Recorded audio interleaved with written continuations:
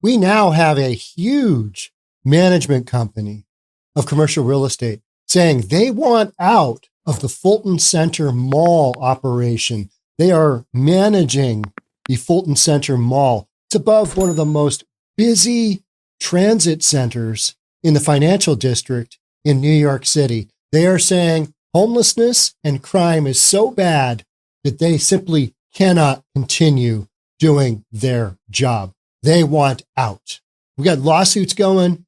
Let's talk about it. And this is just on the heels of Kathy Hochul, the governor of New York City, sending in the National Guard into the subway. Let's get into it. Here we go. A lot of this is pretty similar stuff, isn't it? I mean, you've got a bunch of policy where you've let crime just kind of do its thing. Oh, I'm sure it'll be fine. Let convicted criminals just roam the streets. Let a bunch of people who we don't really know who they are roam the streets and, reduce all the, folks going to jail. Don't really, incarcerate anybody anymore. Don't put anybody in mental institutions. I'm sure it'll be fine. It'll work out fine. It'll work out fine. Put a bunch of district attorneys in place that, don't really prosecute much of anything. They just kind of let crime go. That's good. It's all good. It's all good. And then, we're shocked when real estate company says, initially we wanted to maintain this whole thing. We wanted to manage this entire project, but there is no way we can keep up with the amount of crazy arson, graffiti, criminal activity, stuff getting torn apart. No can do, boys. We are out of here. Good luck with that management operation after we exit. And so, the building owner says, no, we're going to sue your ass. And that's where we sit. The MTA is suing Westfield in hopes of keeping the mall manager from pulling out of Fulton Center in Lower Manhattan. I mean, it's what you do. You sue somebody. It's like, it's so bad. You are suing them to not bail because you've created such a bad situation. The city of New York City has created such a bad situation that everybody wants out. I mean, when you got to send in the National Guard to the subway, I mean, whether that's for a show of force or whatever you want to believe, I mean, that's when things are, National Guard, armed National Guard. Okay. What's going on? Fulton Transit Center first opened back in 2014, bringing together 5 subway stations serving 9 lines.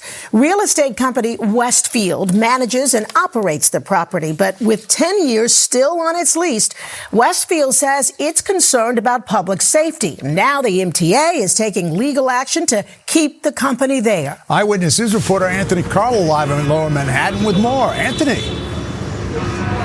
David, Sandra, the MTA in court filing says Fulton Center served as a centerpiece to helping Lower Manhattan rebuild after 9/11. And after COVID, they say retail has been key in making mass transit more appealing to the public. Here, at least, rampant homelessness and crime appears to be having a bigger impact. Fulton Center looks big and grandiose, but it doesn't always feel that way to the people who work there. The real problem is homelessness here. Nia Moore works for Birch Coffee inside the transit hub. She's seen businesses come and go, and she's had to protect customers. I had a lady I had to keep here while an actual man was following her and cursing her out. The assaults have been more than just verbal. This video, provided by Mato Espresso, shows a man attacking a worker. Just some of what's prompted the company managing retail at the center to break its lease with the MTA. Westfield writing, the rate of subtenant vacancies is at an all-time high. Few businesses want to open and operate a store where their employees and customers regularly would experience theft, property damage, bodily harm, or threats. Paul Maurice. We got to go back to that. Let's focus on this for just 1 second. Let's break this down for 1 second. Few businesses want to open and operate a store where their employees and customers regularly would experience, meaning once a week, once every 2 weeks, theft, property damage, bodily harm, or threats. Few businesses, no businesses want to own and operate a store. I mean, you have one bodily harm incident to one of your employees, yeah, that does not look good for the company bottom line, nor does it look good for the company reputation, right? Because you got to take care of your employees. And when they are put in the way of all these shenanigans going on in New York City, nobody wants to do that. So when you're in the heart of this ridiculousness, which is basically this mall is on top of a hub of a whole bunch of transit lines, and that's where the governor just sent in National Guard. So this is not shocking stuff. Threats. Paul Marisi takes the subway into the major transit hub in Lower Manhattan. I don't really think it's as bad as the way it's being projected. Even though grand larceny is down in the first precinct, which covers this area, both retail theft and petty larceny are up, and so is anxiety. I think the general sentiment is a feeling of unease. Brian says it's the city's responsibility to make subway riders and patrons feel safe. The MTA is suing its retail manager for trying to break the lease, writing, "While we are unable to comment on specific pending litigation, we have full confidence in the NYPD, which has surged officers into the subway to ensure safety across the transit system, including at Fulton Center." Correa's confidence right now is low. I got harassed in the subway. I just got chased by and screamed down the other day, actually. And so I am a lot more cautious. And Correa tells Young female, absolutely. You don't want to have to deal with that in your life, right? You're just like, no, God, life is hard enough without having some Looney Tune that should be in an institution somewhere or should be in detox somewhere. You know, life is short. tells me she feels quite scared riding the subway right now. Westfield, in court filing, says it's had to fork over hundreds of thousands of dollars to repair arson and vandalism here at Fulton Center. People we spoke with today say just a few more cops might make them feel a lot safer. Ooh, you know, I think the few more cops make them feel a lot safer. I don't think so. I think you've got to deal with the underlying issues here. Until you get that squared away, I need to go with that button. Until you get that squared away, a few more cops. All right. It's not going to go out. It's not going to go all that well. All right. So let's recap some of the details. Fulton Center Mall told the Metro Transit Authority, yeah, we're out of here. And it's because of crime and homelessness issues. They had a 20-year lease. It's got 10 years before the end of that. And they are saying, no can do on another 10. DAs, no mas. And we're not even doing the DAs, right? So we've got filed days after receiving the news from the mall operator, a lawsuit from the City of New York Transit Authority. They're going to force them to keep their end of the bargain, which is they signed a deal. Deal is a deal. Now, can they get out on, their craziness and shenanigans happening on the regular? Are there terms within that contract that would allow them to get out based on public safety issues, based on not being able to have stores, bring new stores in and lease that space? It'll be interesting to see, right? The Fulton Center shopping complex operates above a transit hub that services 8 subway lines. That's the busiest subway complex in Lower Manhattan, according to the Metro Transit Authority. The transit hub opened in November 2014 with Westfield and the MTA entering into its lease in May of that year. So we're 10 years in. And just recently, it's just gotten worse and worse and worse. Now you got a bunch of homeless people competing with the illegal immigrants in New York City. You've just got all of these underlying shenanigans happening. And, it's not exactly where businesses want to be selling their goods, on top of where the National Guard has been secured to provide additional, bodies to try and reel in some of the just absolute craziness that we've seen go on in the subway system in New York City. New York City's just had incident after incident after incident of, just shenanigans. just crime shenanigans, drug shenanigans, you name it. So the mall manager at the Westfield Mall said, as a result of crime worries in the area, some shop owners are not renewing leases while others are breaking them early. It's a beautiful place, but it could be a little more well-kept, and they need to do more in assisting the homeless, said commuter Janice Kaiser. So who needs to be responsible for the homeless? Well, the city does.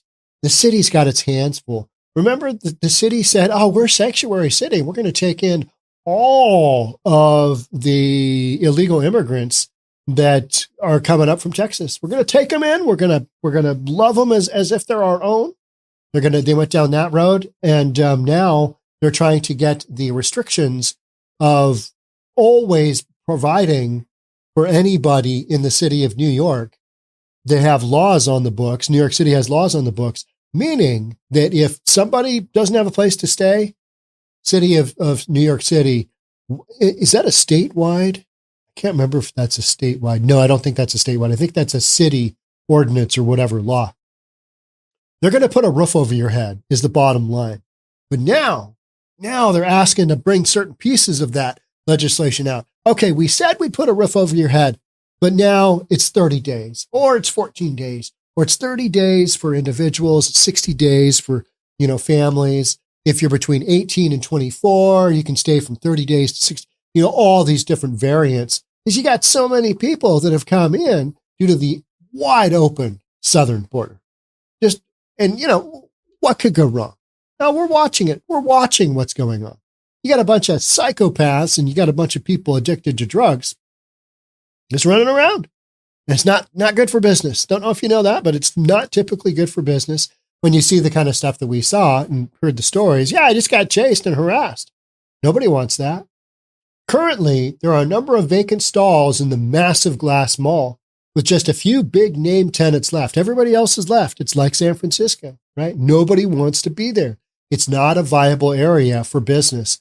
And I think for me as a small business owner, that's what makes all these stories just that much more real, because at the end of the day, there are real people behind all of these stores making decisions, and they are saying, yeah, no can do. We can't make this go. And now you've got a mall manager.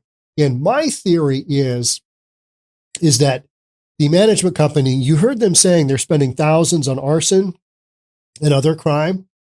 Well, it's become cost prohibitive for this management company to keep up with all of the absolute ridiculousness going on. When you've got King County Fire Department and you've got Seattle Police Department spending massive XYZ chunk of their share of time and resources on dealing with the homeless and the crazy people and fires and arson and that stuff, it's not shocking when you've got the same elements just in a super urban setting of New York City above a transit center. It's not shocking that you got shenanigans. It's not shocking that there's shenanigans at all. This makes absolute sense. But then you've got some people like the one guy we watched on the video saying, I don't think it's as bad as the media is portraying. There's always some joker that's like that. But, businesses don't leave if they are in a spot where they're making money. And if they're, if everything else is going their way. I mean, there are businesses that leave Bellevue Square, where I'm located here in Bellevue, but it's usually because they're not making enough money and they can't support the exorbitant cost of leasing their space in Bellevue Square. They financially can't do it. They got people coming in all day long. It's just not enough. But in these areas where, San Francisco, downtown Seattle, downtown Portland, any of the downtown cores have really been hit.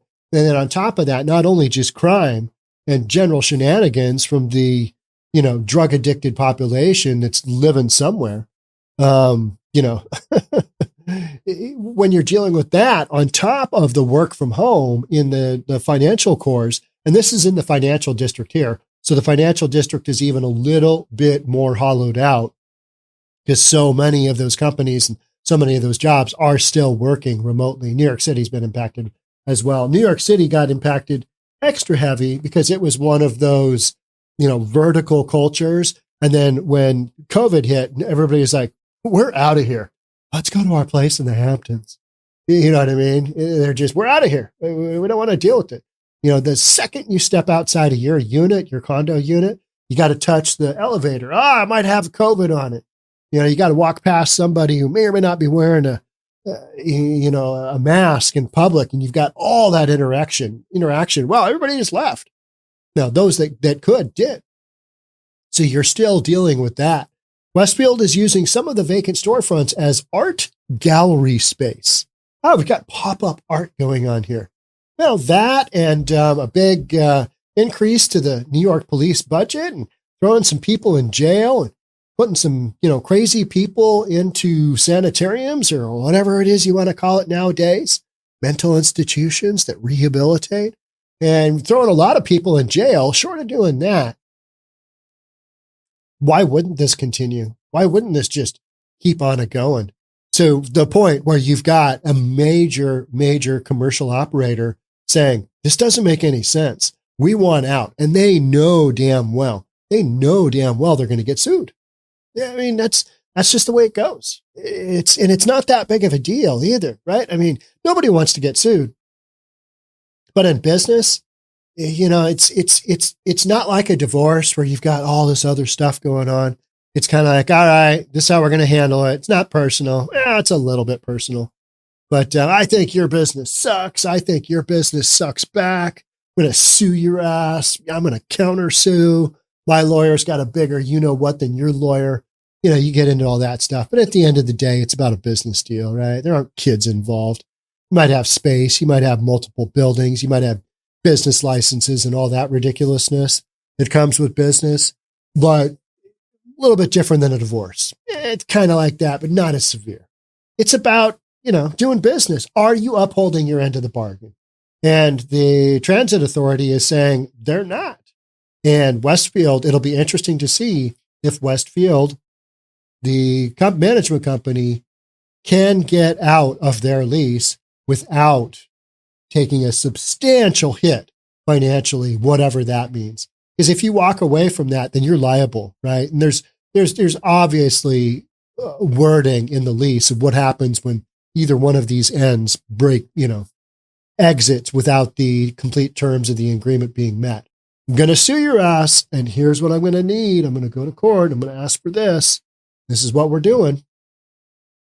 So it'll be really interesting to see how that goes. But this falls, just on the heels of literally bringing in the National Guard. And then we've got other stories from other major metropolitan areas of, businesses shutting down, big stores shutting down. This is happening not just in New York City, but, to this extent, having a big mall company basically say, yeah, we don't, this isn't worth it to us anymore. We're going to take the odds on that lawsuit. We're going to roll the dice. We're going to see how this goes because we want the F out of here. Too many shenanigans happening right here. This financially doesn't make sense for us. We want out of the deal. What does that look like? So that's the step that they're at. What does that look like when we're out of here? Now, Westfield has had, they've had all kinds of other places go sideways on them. They've pulled out of a whole bunch of partnerships. And that's because the management of commercial space, specifically mall type space, has been just brutal. I mean, you've all seen the Metal Leo videos, right? Closed. When you've got, half of downtown San Francisco is closed, especially in the financial district. And this is the financial district. So not shocking. How will this go down? Stay tuned because I will be covering it for you right here on News for Reasonable People. That's it for me on this segment. Thanks so much for being here. I'd love to have you subscribe if you haven't already. Hit that notification bell. Hit that like button for this video, and I will catch up with you on the next one. Bye for now.